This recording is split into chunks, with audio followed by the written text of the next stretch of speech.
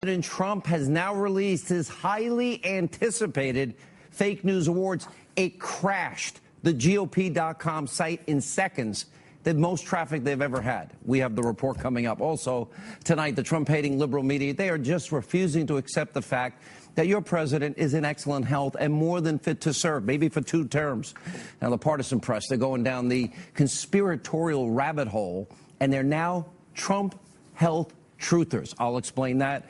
And we have all the video proving this insanity. And CNN used the word hole hundreds of times last week. Tonight, we will unveil our name for that fake news network, plus brand new stunning developments about the Clinton bought and paid for phony Russian dossier, the anti-Trump dossier. According to the Washington Post tonight, the FBI shared information with the dossier creator. This is the guy that lied to us using Russians, Christopher Steele. This is so corrupt. And Sarah Carter reporting that close Clinton advisor Sid Vicious Blumenthal, he was interviewed by the FBI about that phony dossier. But before we get to our opening monologue, Ed Henry is at the White House. He has more on the president's fake news awards. I literally burst out laughing. Well, Sean, as you noted, there's a lot of interest in this, especially among the president's allies. The website, GOP.com, crashed when the president tweeted out that this was here. We should note today, Senator Jeff Flake attacked the president for attacking the media, compared him to Stalin. He got strong pushback here from the White House, number one. And number two, the president went right ahead and said, here you go. Here are what he's calling the fake news awards. Number 11, by the way, was Russia collusion. The president says there's no collusion. Number 10 on that list, as you go through the top 10, the New York Times falsely claiming on its front page that this White House had hidden a climate change report. That was not true. Number 9, CNN falsely reporting that the former FBI Director James Comey would dispute the president's claim that he had not been told, his claim that he was told he was not under investigation, when in fact James Comey had told him that. CNN reported the opposite and had to correct it. Number 8, Newsweek falsely reporting that the First Lady of Poland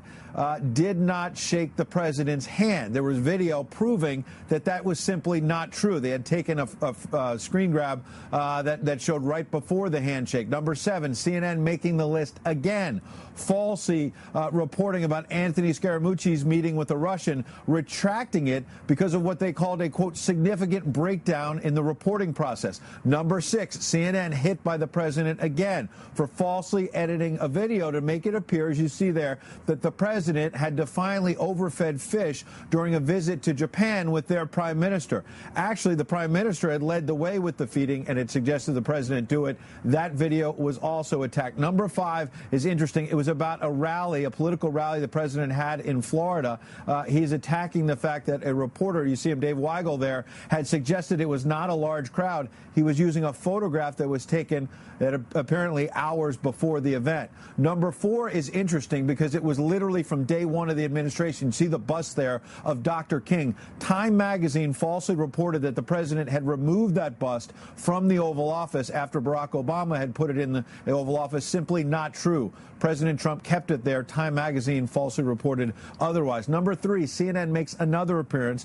The president, in his words, says CNN falsely reported that candidate Donald Trump and his son Donald Trump Jr. had gotten special access to hacked documents from WikiLeaks before they were made public. That was not true. CNN had to walk that back. Now, number 2 is particularly interesting. It's ABC News' Brian Ross. Remember that he got suspended for this report.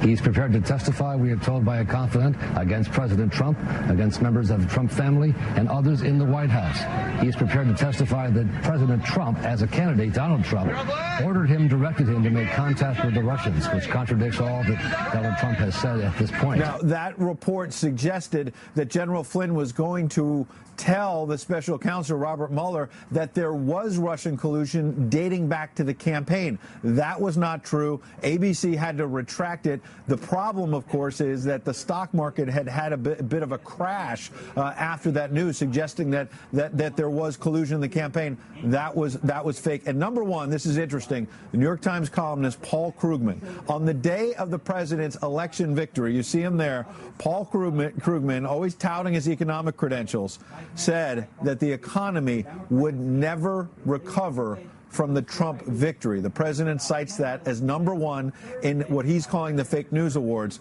particularly fitting on a day, perhaps, Sean, when you saw the stock market reach yet another record high, but perhaps more importantly than that, just that barometer, the fact that you had a company like Apple saying that because of the Trump tax cut, they are going to repatriate billions, that's billions with a B, of dollars that they had parked overseas because of the previous tax laws, that they're now going to bring back to America and invest here, jobs, build a factory in the United States, put a call center in the United States, jobs, money pouring back in the United States, something the president touted earlier on Twitter, Sean.